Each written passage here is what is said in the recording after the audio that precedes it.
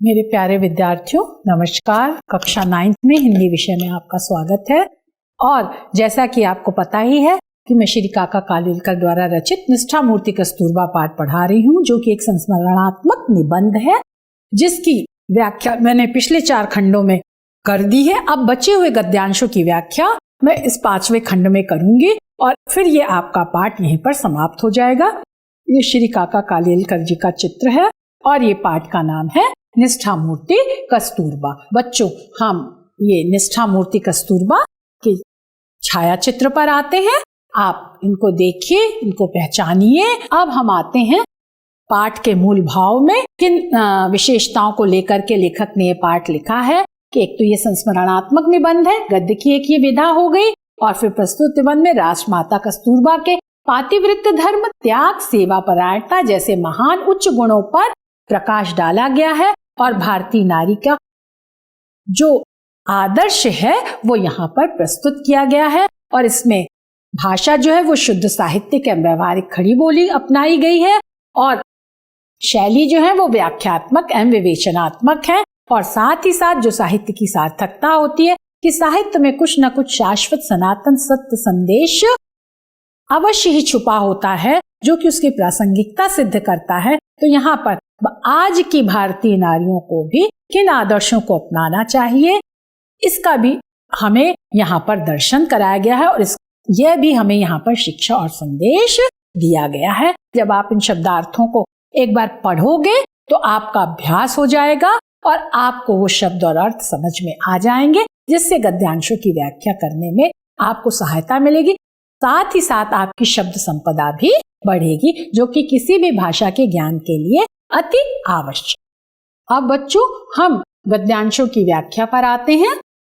सबसे पहले वही, जैसा कि हमने बताया है कि किसी भी गद्यांश की व्याख्या करने के 4 चरण होते हैं। हम संदर्भ लिखते हैं, प्रसंग लिखते हैं और फिर हम उस गद्यांश की व्याख्या करते हैं, जिसमें उस गद्यांश में निहित विशेष भावों का हम विस्तार करते हैं और उसका जो सार और मूल तत्व और जो अर्थ है वह हम लिख करके या बोल करके सबके सामने लाते हैं। फिर चौथा चरण विशेष का होता है, जिसमें उस गद्यांश की विशिष्ट बातों का उल्लेख करने के साथ ही साथ उसमें प्रयुक्त भाषा शैली और उससे संबंधित अगर अन्य जगह कोई ऐसी ही बात कही गई है तो उसका भी हम उल्लेख करके अपनी बात को पुष्ट और सशक्त करते हैं। तो ये किसी भी गद्यांश की व्याख्या के 4 चरण होते हैं। अब संदर्भ, जैसा कि हमने आपको बताया ही है कि इसमें रचना और रचनाकार का नाम लिखते हैं।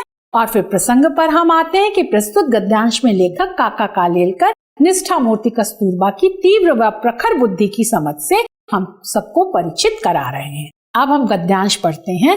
वह भले ही अशिक्षित रही हो, संस्था चलाने की जिम्मेदारी लेने की महत्वाकांक्षा भले ही उनमें कभी जागी नहीं हो, देश में क्या चल रहा है उसकी सूक्ष्म जानकारी वह प्रश्न पूछ पूछ कर या अखबारों के ऊपर नजर डालकर प्राप्त ही कर लेती। महात्मा जी जब जेल में थे तब 2-3 बार राजकीय परिषदों का या शिक्षण सम्मेलनों का अध्यक्ष स्थान कस्तूरबा को लेना पड़ा था। उनके अध्यक्षीय भाषण लिख देने का काम मुझे करना पड़ा था। मैंने उनसे कहा, मैं अपनी ओर से एक भी दलील भाषण में नहीं लाऊंगा, आप जो बतावेंगी मैं ठीक भाषा में लिख दूंगा। हाँ ना कहकर वह अपने भाषण की दलीलें मुझे बता दे। उस समय उनकी वह शक्ति देखकर मैं चकित हो जाता था। अध्यक्षीय भाषण किसी से लिखवा लेना आसान है, लेकिन परिषद जब समाप्त होती है तब उसका उपसंहार करना हर एक को अपनी प्रत्युत्पन्न मति से करना पड़ता है। जब कस्तूरबा ने उपसंहार के भाषण किए, उनकी भाषा बहुत ही आसान रहती थी, किंतु उपसंहार परिपूर्ण सिद्ध होता था। उनके इन भाषणों में परिस्थिति की समझ, भाषा की सावधानी और खानदानी की महत्ता आदि गुण उत्कृष्टता से दिखाई देते। अब लेखक इसमें बता रहा है, जैसा कि हमने आपको पहले ही बता दिया कि वो अशिक्षित इस भाव से थी, इस संदर्भ में थी क्योंकि वह किसी योजनाबद्ध तरीके से उन्होंने विद्यालय जाकर के अध्ययन नहीं किया था। तो इसी बात को यहाँ पर लेखक ने इंगित किया है। लेकिन अगर किसी भी संस्था को चलाने की जिम्मेदारी, उत्तरदायित्व लेने की महत्वाकांक्षा भी उनमें नहीं थी। वो ये नहीं चाहती थी कि मुझे कोई बहुत बड़ा पद मिले, किसी मैं संस्था की अध्यक्ष हो जाऊं, महत्वाकांक्षा मतलब ऐसी उच्च इच्छा भले ही उनमें कभी नहीं थी। उनके अंदर पद लेने की, पद के पीछे भागने की, जो कुर्सी की लड़ाई है, यह भाव उनके अंदर कभी नहीं था। उनको चाहे छोटा काम दिया जाए चाहे बड़ा काम दिया जाए, वह कार्य करने में विश्वास करती। और देश में क्या चल रहा है, लेकिन फिर भी क्योंकि वे एक जागरूक स्त्री थी, नारी थी, महिला थी, और इसके साथ ही साथ वो स्वाधीनता संग्राम आंदोलन में भाग करती थी, गांधी जी के साथ कंधे से कंधा मिला करके आगे बढ़ती थी। तो इसलिए यह अति आवश्यक था कि देश को स्वाधीन करने के लिए क्या कार्यक्रम चल रहे हैं, क्या योजनाएं आ रही हैं, और हम किस तरह से अपने देश को स्वतंत्र करा सकते हैं, और ये स्वतंत्रता संग्राम आंदोलन कैसे कैसे आगे बढ़ रहा है या कैसे इसे आगे बढ़ाना चाहिए, इसकी सूक्ष्म छोटी से छोटी जानकारी वह प्रश्न पूछ करके, जो अपने आसपास के लोग थे उनसे प्रश्न पूछ करके अवश्य ही प्राप्त करती रहती थी। साथ ही साथ जो भी उन्होंने अध्ययन किया था, उस अध्ययन के आधार पर, उस भाषा ज्ञान के आधार पर वह जो अखबार, जो पत्र आते थे, उनको भी एक नजर डालकर, मतलब सरसरी निगाह से देख करके, क्योंकि उनके पास इतना समय ही नहीं होता था कि वह विस्तार से पत्र पत्रिका कोई पढ़े। सुबह से लेकर के शाम तक वो तो कर्मरत ही रहती थी। यहाँ पर लेखक इस बात के माध्यम से यह भी स्पष्ट करना चाहता है, साथ ही साथ वह यह भी कहना चाहता है कि इतनी कर्मरत रहते हुए, व्यस्त रहते हुए भी उनके अंदर जिज्ञासा का तत्व था, और यही जिज्ञासा का तत्व व्यक्ति को ज्ञान प्राप्ति में सबसे अधिक सहायक होता है। वैसे भी जो जिज्ञासु विद्यार्थी होता है वह श्रेष्ठ विद्यार्थी माना जाता है, यह आपने पढ़ा ही होगा। तो इस तरह से उनके अंदर जिज्ञासा, उत्सुकता का भाव भी था, और वह छोटी से छोटी बातें जानना भी चाहती थी। उनके पास जो साधन थे, उस साधनों का वह भरपूर उपयोग करके अपना ज्ञान वर्धन करती रहती थी। लेखक ने यहाँ पर यह बात स्पष्ट की है। और महात्मा जी जब जेल में थे, तब भी जब उन जेल में रहने के कारण उन संस्थाओं का अध्यक्षीय भाषण या शिक्षण सम्मेलनों का जो अध्यक्षीय भाषण जो गांधी जी को देना था, वो जेल में रहने के कारण वह तो दे नहीं सकते थे, तो उनके स्थान पर कस्तूरबा ने वह भाषण दिए। और लेखक ये बता रहा है कि उस सभा का अध्यक्ष होने के नाते क्या भाषण देना है, क्या बोलना है, क्या बात कहनी है, यह भले ही लेखक कह रहा है कि मैं लिख देता था, मुझे करना पड़ा, मतलब लेखक को करना पड़ता था। और मैंने उनसे कहा, मैंने मतलब लेखक ने, उनसे मतलब कस्तूरबा से कहा, मैं अपनी ओर से दलील मतलब कोई भी तर्क, युक्ति, बहस मैं अपने भाषण में नहीं लाऊंगा, जो आप कहोगे मैं वैसा का वैसा ही लिख दूंगा। क्योंकि लेखक जानता था कि कस्तूरबा को राष्ट्रपिता महात्मा गांधी रहने के कारण, और साथ ही साथ अपनी समझ के कारण क्या कहना है, इसकी ज्यादा अच्छी जानकारी है बनस्पत कि मैं अपने विचार उनके ऊपर थोपूं और मैं जो कहूं वह वो बोले। तो ये बिल्कुल नहीं, क्योंकि वो लेखक जानते थे, और इसीलिए उन्होंने उनके ऊपर यह लेख लिखा है कि वो कितनी समझदार थी, और उन्हें परिस्थितियों की कितनी छोटी सी छोटी बातों की भी जानकारी थी, और राष्ट्रमाता होने के कारण अपने देश की जनता के मनोभावों से भी परिचित थी। तो कहाँ क्या बात कहनी है, क्या बोलना है, और किस तरह से स्वाधीनता संग्राम को आगे ले जाना है, वह अच्छी तरह जानती हैं। इसीलिए लेखक ये कह रहा है कि लेखक ने कहा कि मैं कोई भी तर्क आपके भाषण के लिए अपनी तरफ से नहीं दूंगा, जो आप कहेंगे वही मैं लिख दूंगा, जो बताएंगी, जो कहेंगी, मैं वो ठीक ठाक भाषा में लिख दूंगा। क्योंकि जैसा कि पहले भी कहा गया है कि कस्तूरबा का भाषा ज्ञान बहुत नहीं था, और लेखक कह रहा है कि हाँ ना कहकर वह अपने भाषण की दलीलें मुझे बता देती। जो अच्छी भाषा में लेखक कस्तूरबा के द्वारा बताए गए विचारों और भावों को लिख देता था, और उसमें क्या उन्हें करना है और क्या नहीं करना है वो ये बता देती थी। अच्छी भाषा में वो लेख लिख गया, वो भाषण लिख गया, लेकिन उस भाषण में से भी क्या रखना है और क्या नहीं रखना है, ये कस्तूरबा लेखक को बहुत अच्छी तरह से स्पष्ट कर देती थी। और जो वो स्पष्ट करती थी उसके पीछे दलीलें, मतलब उसके पीछे तर्क होता था, विवेक होता था, आधार रहित बातें वो नहीं लिखती थी। जिन बातों का कोई तर्क होता था, आधार होता था, उन बातों को वो अपने भाषण में रखती थी। और जो तर्क सम्मत नहीं होती थी उनको ना कह करके अपने भाषण से निकलवा देती थी। और लेखक कह रहा है उनकी ये शक्ति, उनकी ये ताकत, उनकी ये सूझबूझ देख करके चकित हो जाता था, विस्मित हो जाते थे लेखक। और अब लेखक ये बता रहा है कि अध्यक्षीय भाषण किसी से लिखवा लेना तो आसान है, किसी ने लिख दिया, लेकिन उस भाषण को सभा के सामने जा करके प्रस्तुत करना, सभा में इतने सारे लोग होते हैं, उनका सामना करना और सामना करते हुए अपनी बात को सरल से सरल भाषा में कहना और उसमें जो निहित भाव और विचार हैं वह लोगों तक संप्रेषित करना, उनको समझा देना, अपनी बातों से सहमत करा देना, जिससे उस सभा का जो लक्ष्य है, जो उद्देश्य है, वह पूर्ण हो जाए। यह कोई आसान नहीं होता, सरल नहीं होता, लेकिन कस्तूरबा गांधी में वह सूझबूझ थी, वह बुद्धिमत्ता थी, वह हमारे द्वारा लिखे गए भाषण को भी बहुत आसानी से लोगों तक संप्रेषित कर देती थी और उसमें जो निहित संदेश और भाव है वह लोगों को समझाने में पूरी तरह सफल होती थी और इसके लिए वह आसान से आसान शब्दों का प्रयोग भी कर लेती थी। और लेखक कह रहा है कि ये तो हो गया भाषण देना, लेकिन जब भाषण के सारांश पे अंतिम खंड में हम आते हैं जिसमें उस पूरे भाषण का सार तत्व रहता है और जो जनता के मनोभावों को या सुनने वाले के मनोभावों को बिल्कुल प्रभावित कर देता है, उनको बांध लेता है और वही सार तत्व लेकर के ही लोग जो हैं वो आगे कार्य करने के लिए तत्पर होते हैं, वो बहुत ही कठिन होता है। और वह उसी समय जो चारों तरफ का वातावरण होता है, जो जनता के मनोभाव होते हैं, जो श्रोता का रुझान कैसा है, श्रोता क्या चाहता है, तो उस हिसाब से भाषण का अंत करना बहुत कठिन होता है। लेकिन कस्तूरबा इसमें भी बहुत सफल थी और इसकी भी सूझबूझ और समझदारी उनके अंदर कूट कूट कर भरी हुई थी। और जब उसका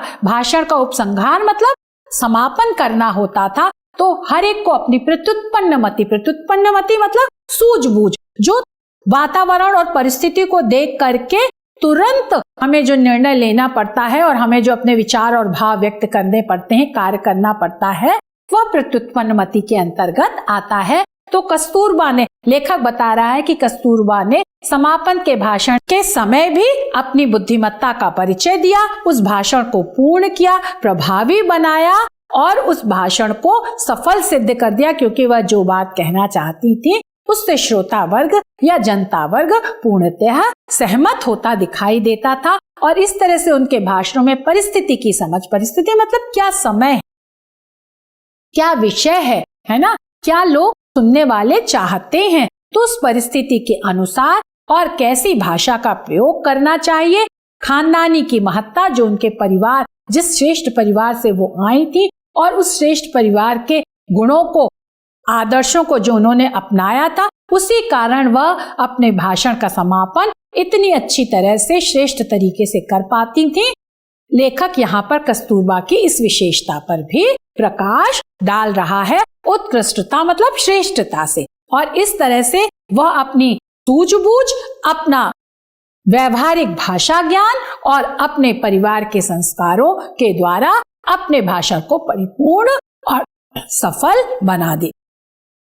लेखक ने यहाँ पर यह कहना चाहा है और इस तरह से कस्तूरबा की इन विशेषताओं को हमारे सामने लाया है। अब विशेष है, औपचारिक कागजी शिक्षा की अपेक्षा पारिवारिक वातावरण और परिस्थितियों से प्राप्त शिक्षा जीवनोपयोगी और सफलता साधक होती है। इसका वर्णन व्यवहारिक खड़ी बोली में व्याख्यात्मक शैली में किया गया है। और उपरोक्त गद्यांश का ये संदर्भ लिखिएगा, रेखांकित अंश की व्याख्या, वाक्याध्यक्षी भाषण लिखने की जिम्मेदारी किसकी थी। अब हम अगले गद्यांश पर आते हैं जिसमें संदर्भ वही होगा, रचना और रचनाकार का नाम। और ये प्रसंग है कि प्रस्तुत गद्यांश में लेखक काका कालेलकर समयानुसार परिवर्तित स्त्री जीवन के आदर्शों पर प्रकाश डाल रहे हैं। आज कोई स्त्री अगर कस्तूरबा की तरह शिक्षित रहे और किसी तरह महत्वाकांक्षा का उदय उसमें न दिखाई दे तो हम उसका जीवन यशस्वी या कृतार्थ नहीं कहें। ऐसी हालत में जब कस्तूरबा की मृत्यु हुई तब पूरे देश ने स्वयं स्फूर्ति से उनका स्मारक बनाने का तय, और सहज इकट्ठी ना हो पाए, इतनी बड़ी निधि इकट्ठी कर दिखाए। इस पर से यह सिद्ध होता है कि हमारा प्राचीन तेजस्वी आदर्श अब देश मान्य है, हमारी संस्कृति की जड़ें आज भी काफी मजबूत।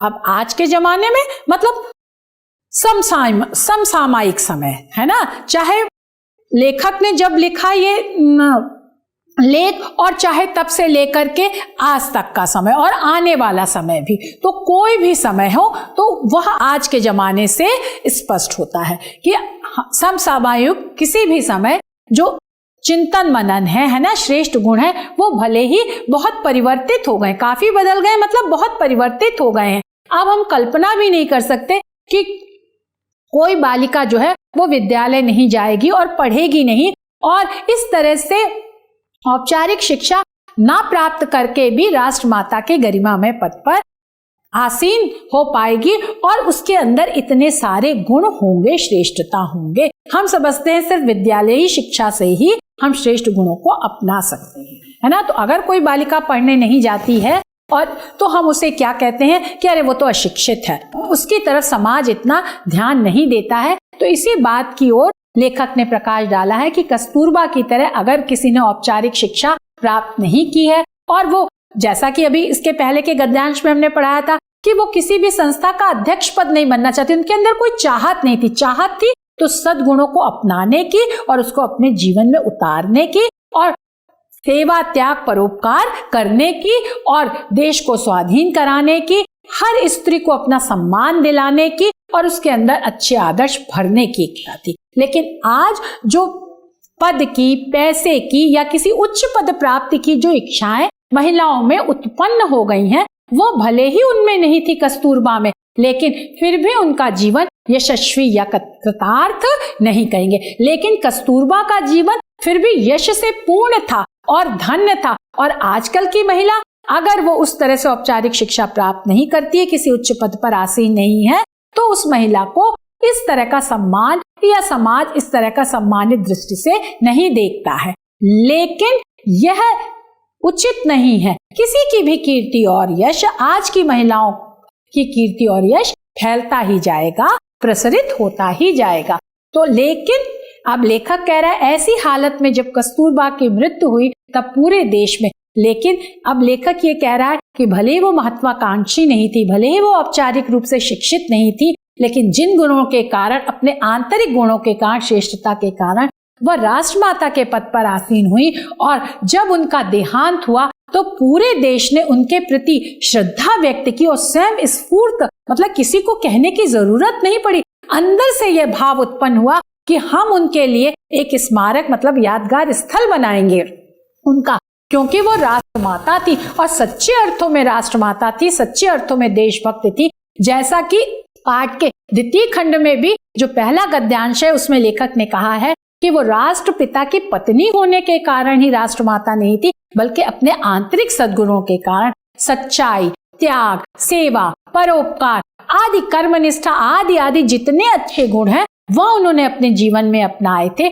और उन्हीं गुणों से देश प्रभावित हुआ था, उन्हें राष्ट्रमाता की पदवी पर आसान किया था। तो देश की जनता को खुद ही लगा कि हमें अपनी राष्ट्रमाता के लिए एक यादगार स्थल बनाना चाहिए, और लेखक कह रहा है सहज इकट्ठी ना हो पाए, मतलब आसानी से हम इकट्ठा ना कर पाए इतनी बड़ी निधि, इतनी बड़ी धनराशि देश की जनता ने उनका स्मारक, उनका यादगार स्थल बनाने के लिए एकत्रित कर ली। इस पर से यह सिद्ध होता है, अतः लेखक कहता है कि अच्छे गुणों की सफलता सिद्ध हो जाती है, मतलब सफल है, ये सिद्ध है, ये प्रमाणित है कि हमारा प्राचीन तेजस्वी आदर्श, जो हमने बार बार आपको गुण बताए, जिन गुणों से राष्ट्रमाता कस्तूरबा विभूषित थी, वो तब भी मान्य थे, आज भी मान्य है और आगे भी मान्य रहेंगे। और उन्हीं गुणों को अपनाकर ही व्यक्ति, कोई भी स्त्री हो, व्यक्ति हो, महिला हो, वो आगे बढ़ सकती है। उनका महत्व कभी कम नहीं होगा, भले ही वह धीरे धीरे अपने जीवन में आगे बढ़े,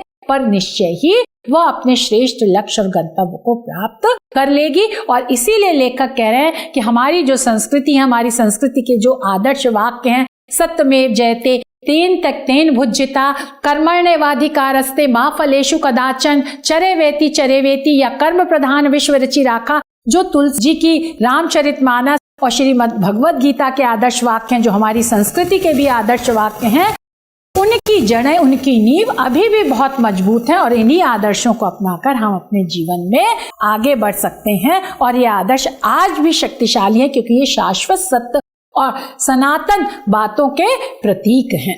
अब हम विशेष पर आते हैं। भारतीय संस्कृति के सनातन शाश्वत श्रेष्ठ सर्वकालिक आदर्श को एक सूत्र में बांधने और सत्कर्म करने में प्रेरित करने में सदा सर्वदा समर्थ है। अब ये प्रश्न है, इन्हीं प्रारूप पर आपकी परीक्षा में प्रश्न पूछे जाते हैं, तो इन प्रश्नों का आप उत्तर दीजिएगा और अपनी उत्तर पुस्तिका में लिखिएगा।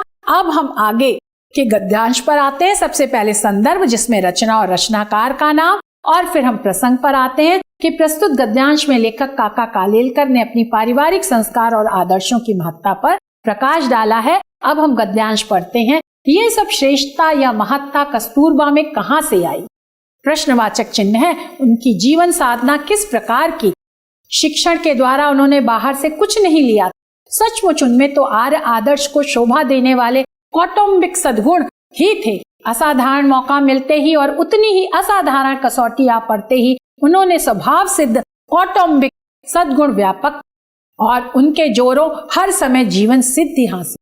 सूक्ष्म प्रमाण में या छोटे पैमाने पर जो शुद्ध साधना की जाती है, उसका तेज इतना लोकोत्तरी होता है कि चाहे कितना ही बड़ा प्रसंग आ पड़े या व्यापक प्रमाण में कसौटी हो, चारित्रवान मनुष्य को अपनी शक्ति का सिर्फ गुणाकार ही करने का होता है। सती कस्तूरबा सिर्फ अपने संस्कार के बल के कारण पातिव्रत्य को, कुटुंब वत्सलता को और तेजस्विता को चिपकाए रही और उसी के जोरों महात्मा जी के महात्म के बराबरी में आ सकी। आज हिंदू, मुस्लिम, पारसी, सिख, बौद्ध, ईसाई आदि अनेक धर्मी लोगों का यह विशाल देश अत्यंत निष्ठा के साथ कस्तूरबा की पूजा करता है और स्वातंत्र के पूर्व की शिवरात्रि के दिन उनका स्मरण करके सब लोग अपनी अपनी तेजस्विता को और अधिक तेजस्वी बनाते हैं। देखिए भाषा, देखिए लेखक की शैली देखिए, और इन संस्कारों के बल पर ही, और वो संस्कार क्या है? अच्छाई के गुण है, श्रेष्ठता के आदर्श है, जो मैं बार बार आपको बता चुकी हूँ। तो उन श्रेष्ठ गुणों और आदर्शों को लेकर के उनको संशोधित, उनको परिवर्धित, उनको परिमार्जित, उनका समयानुकूल परिस्थिति अनुसार प्रयोग करके ही कस्तूरबा राष्ट्रमाता के पद पर आसीन हो चुकी। और यह संस्कार हमें सबसे पहले परिवार से मिलते हैं। लेखक ने यहाँ पर यह भी इंगित किया है और वो कह रहा है कि शिक्षण के द्वारा उन्होंने बाहर से कुछ भी नहीं लिया था। जैसे हम जाते हैं, हम लोग पुस्तकालय जाते हैं, विद्यालय जाते हैं, वहां से कुछ नहीं लिया, बल्कि जो पहला जो जहां उन्होंने जन्म लिया उस घर परिवार से, फिर वो जिस समाज में निकली वहां के समाज से, फिर वो जो जहां देश में गई उस देश में जो उनका कार्य क्षेत्र था, वहां जो समाज था, वहीं से उन्होंने परिस्थिति के अनुसार, समय के अनुसार जो जो बातें सीखी, जो जो आदर्श लिए, जो जो मूल्य ग्रहण किए, उनको अपने जीवन में उतारा और वो आगे बढ़ती गई। और सचमुच वास्तव में तो आर मतलब श्रेष्ठ, आदर्श मतलब मूल्य को शोभा देने वाले, मतलब सुंदरता को बढ़ाने वाले, वो जो परिवार के सद्गुण होते हैं। जैसे एक परिवार स्नेह के बंधन में बंधा होता है, परिवार के सभी सदस्य एक दूसरे के लिए त्याग करने के लिए तत्पर रहते हैं, एक दूसरे की सेवा में लगे रहते हैं, एक दूसरे को कर्तव्य पथ पर आगे बढ़ने के लिए प्रेरित करते रहते हैं। तो यही जो भाव थे जो एक परिवार में होते हैं, परिवार के इन्हीं आदर्शों और भावों को उन्होंने देश की जनता रूपी परिवार में परिणत कर दिए। पूरे देश की जनता को एक परिवार माना और परिवार के जो ये आदर्श थे वो जन जन के लिए उन्होंने प्रेरणा स्वरूप अपने जीवन के द्वारा प्रस्तुत कर दिए। और इसीलिए लेखक कह रहा है कि असाधारण मतलब असामान्य मौका देश के स्वतंत्रता संग्राम आंदोलन को आगे बढ़ाने में ये कोई साधारण अवसर नहीं था, ये एक बहुत ही असाधारण अवसर था। तो इस तरह के जब असाधारण मौके आए, जब गांधी जी जेल में थे, लेकिन फिर भी कस्तूरबा ने जो उनके द्वारा बताए गए कार्य थे उनको पूरा किया, अध्यक्षीय भाषण दिए, शिक्षण सम्मेलनों में गई, स्त्रियों को साफ सफाई की बातें बताई, स्वच्छता अभियान चलाया और जितना वो पढ़ी लिखी थी उस हिसाब से वह गांव में जाकर के महिलाओं को पढ़ाती भी थी। तो ये जो कार्य थे ये कोई साधारण नहीं है, ये असाधारण है। लेकिन ऐसे असाधारण अवसर पर भी असाधारण कसौटी मतलब परीक्षा आ पड़ते ही उन्हें स्वभाव से ही ये परिवार के आदर्श मिले थे और इन्हीं सद्गुणों को, इन्हीं अच्छाइयों का दायरा उन्होंने व्यापक किया, फैलाया। अब हृदय तो उदार था ही, लेकिन उन अच्छाइयों का दायरा उन्होंने बहुत बढ़ाया और उन्हीं के जोरों पर, उन्हीं की ताकत पर हर समय जीवन में सिद्धि मतलब सफलता हासिल मतलब प्राप्त की। और चाहे छोटे पैमाने पर हो, चाहे सूक्ष्म रूप में हो, बिल्कुल छोटे से छोटे रूप में जो शुद्ध साधना, जो पवित्र साधना तपस्या की जाती है, उसका तेज लेखक कह रहा है कि उसका प्रकाश इस संसार में ही नहीं फैलता, बल्कि लोकोत्तरी इस संसार से परे जा करके भी उसका प्रकाश फैलता है। और वह चाहे कितना ही बड़ा प्रसंग आ पड़े, चाहे कितनी भी बड़ी घटना आ जाए, लेकिन और व्यापक प्रमाण में, विस्तार की मात्रा में वह कसौटी हो, परीक्षा हो, लेकिन जो आचरणशील मनुष्य है, जो चरित्रवान व्यक्ति है, वह उसके अंदर जो छोटी छोटी अच्छाइयां हैं, सिर्फ उनका विस्तार कर लेता है, उनको दुगुना चौगुना कर लेता है। जितना बड़ा उसका कार्य क्षेत्र होता है, वह उन अच्छाइयों को उतने ही बड़े कार्य क्षेत्र में फैला देता है और इस तरह से वो वास्तव में चरित्रवान और आचरणशील सिद्ध होता है। लेखक यहाँ पर ये कह रहा है कि गुणाकार कर लेता है। जैसे हम 2 को 2 से गुणा करते हैं तो 4 हो जाता है, 4 को 4 से करते तो 16 हो जाता है। इस तरह वह छोटी से छोटी अच्छाइयां बड़े व्यापक कार्य क्षेत्र में फैल जाती हैं और वह चरित्रवान व्यक्ति अपनी अच्छी आदतों और स्वभाव के कारण अपने क्षेत्र में सफलता प्राप्त कर लेता है। और यह उन्हें कहां से मिली? कस्तूरबा को। सती मतलब सत्यवादी कस्तूरबा, जो अपने पति का अनुगमन करती है सद्कार्यों में संस्कार के बल पर। जो हमने संस्कार बताया, अच्छे आदर्श, पातिव्रत्य, जो पति का सच्चाई से, हृदय से अनुगमन करती है, कुटुंब वत्सलता, जो हमने प्यार, परिवार के सदस्यों में जो प्यार और स्नेह होता है, और तेजस्वी, जो उनके अंदर इन गुणों को अपनाने के कारण जो तेज था, जो ओज था, जो स्फूर्ति थी, जो कर्मरत रहने की उनकी प्रतिज्ञा थी, उसको चिपकाए रही, मतलब जीवन पर्यंत उसका पालन करती रही।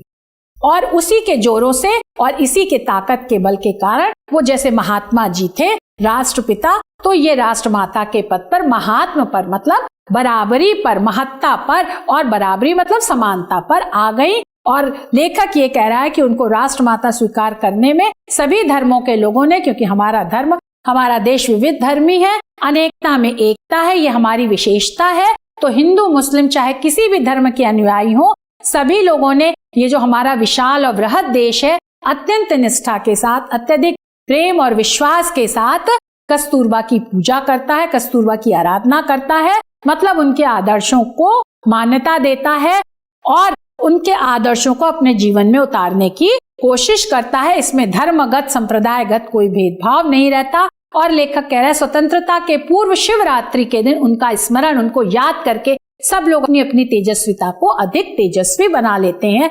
15 अगस्त को अगर हमारा देश आजाद हुआ, तो उससे पहले वो राष्ट्रपिता के कारण अगर हम आजाद हुए, तो उसके पहले राष्ट्रमाता का स्थान आना चाहिए। और शिवरात्रि, शिव मतलब कल्याण, रात्रि मतलब रात, तो मतलब स्वतंत्रता के पहले की रात्रि को हम राष्ट्रमाता के बल पर या राष्ट्रमाता की यादगार के रूप में अपने लिए कल्याणकारी बना लेते हैं। और इस तरह से हम अपने तेजस्विता को, मतलब अपने चरित्र को, अपने आचरण को और अधिक आचरणशील और उच्च आचरण में परिवर्तित कर देते हैं। लेखक यहाँ पर यह कहना चाहता है कि कस्तूरबा के द्वारा हम अपने को और अधिक विनम्र, आचरणशील और सदाचारी बना लेते हैं। अब हम विशेष पर आते हैं। कस्तूरबा का जीवन बा और राष्ट्रमाता के सच्चे अर्थ को साकार करता है और इस प्रकार बा सभी भारतीयों की बिना किसी भेदभाव के वात्सल्यमयी मां सिद्ध हुई। साथ ही समस्त देशवासियों ने भी बा का महत्व सम्मान कर अपने को उनका सच्चा सपूत सिद्ध कर दिया। भाषा तत्सम प्रधान खड़ी बोली व विश्लेषणात्मक शैली का प्रयोग हुआ है। यह प्रश्नोत्तर है, अपनी उत्तर पुस्तिका में करिएगा। इसी प्रारूप पर प्रश्न पूछे जाते हैं और शिक्षा व संदेश पर आते हैं कि माता गुरु तरा भूमि खाद पितोच्चर तथा। माता जो है वो भूमि से भी भारी है, गुरु है, श्रेष्ठ है, और पिता जो है वो आकाश से भी ऊंचा है। अतः हमें अपने जैविक माता पिता के साथ साथ आध्यात्मिक माता पिता का भी आदर और सम्मान करना चाहिए। इस पाठ के माध्यम से लेखक हमें यह भी शिक्षा दे रहा है, और ये सिर्फ भारतीय संस्कृति नहीं बल्कि विश्व संस्कृति, जैसा कि नेपोलियन बोनापार्ट जो फ्रांस का योद्धा था, विश्व विजेता था, उसने भी कहा था तुम मुझे 100 माता दो, मैं तो तुम्हें एक अच्छा राष्ट्र दे दूंगा। माँ का स्थान बहुत ऊंचा है और फिर निष्ठा मूर्ति कस्तूरबा का स्थान तो राष्ट्र माता का है, तो उनका स्थान तो अत्यधिक उच्च है। उनके जीवन से हमें आदर्श लेना चाहिए, प्रेरणा लेना चाहिए। आशा है बच्चों आपको ये पाठ समझ में आ गया होगा। जो समस्या हो आप पूछ सकते हैं। और अब ये पाठ यहीं पर समाप्त होता है। धन्यवाद, नमस्कार।